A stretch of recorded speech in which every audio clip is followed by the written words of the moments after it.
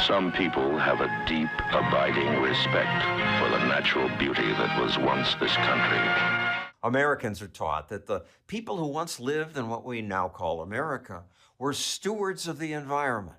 They had an ancient respect and connection to the land and water. Disney movies made that their message. I know every rock and tree and creature has a life, has a spirit, has a name. No, I don't think Native American hunters gave names to every rabbit in the woods around them. No, that's not a real thing that happened. Political science professor Wilfred Riley's new book is Lies My Liberal Teacher Told Me. We've gone into almost this cult-like romanticization of the natives who were great warriors and poets, but I mean, who hunted buffalo by driving herds of them off of 100-foot-tall cliffs. Yet government guides for teachers say Native Americans lived in harmony with nature.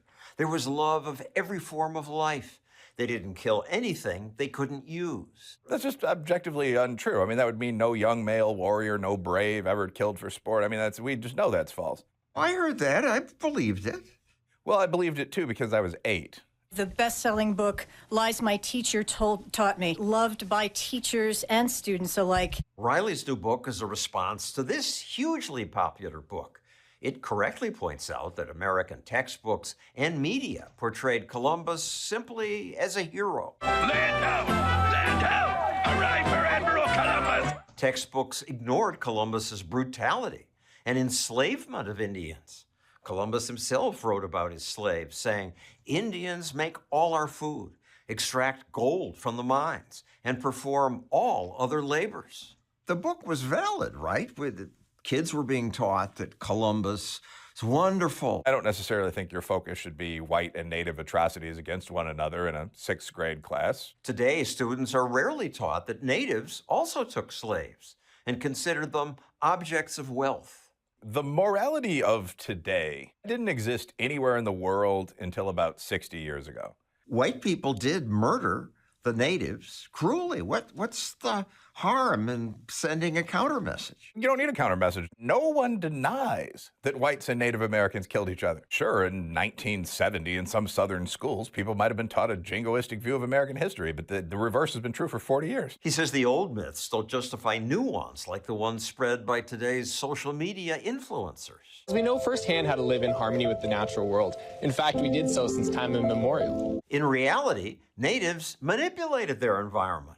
To make farming easier, they set big forest fires to clear land. Giant forest fires. You're burning alive hundreds of thousands of small animals, slower running deer. You're probably killing members of other tribes. You're modifying the environment more bluntly. U.S. government curriculum guides also claimed there was no prejudice, no major wars. Nonsensical. In the Aztec capital, there were 90-foot towers of human skulls that were brought back from their defeated enemies. Some tribes even practiced cannibalism, eating enemies they killed. But still I cannot see if the savage one is me. Yet the myth of peaceful natives lives on.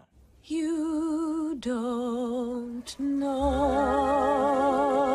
You're looking at people saying the absolute opposite of reality. When myths persist despite obvious objective reality, that's an indicator of a kind of brain virus among people who want the myth to be real. Why does the myth of peaceful, harmonious living among Indians versus uniquely evil oppression by Europeans live on? All this to me is just downstream from Marxism. Marxism? Well, it is true that at colleges today, the most assigned economist is Karl Marx. Students are taught that Western values are bad. Critical race theory amplifies that. White Americans have more because of racism. Critical race theory is communist theory with the rich man replaced by the white man. Westerners and white people being so evil. Why is it so popular? I think that a lot of rich people don't like their father.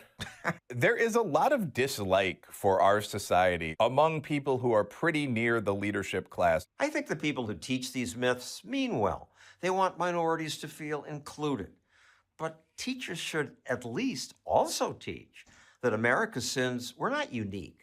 That just about every society had slavery, cruel wars, and environmental destruction. The seldom taught good news is that in the last century, the West led the world in making things better. The Geneva Convention saying that you can't abuse prisoners of war who tried to kill you, the last of those was signed in, I believe, 1949. Most of the world is getting better, and the much maligned capitalist countries now are largely responsible for lifting people out of poverty and protecting the environment. They ought to teach that.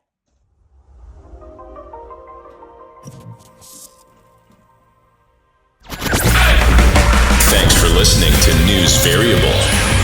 You're officially one step closer to shedding the matrix.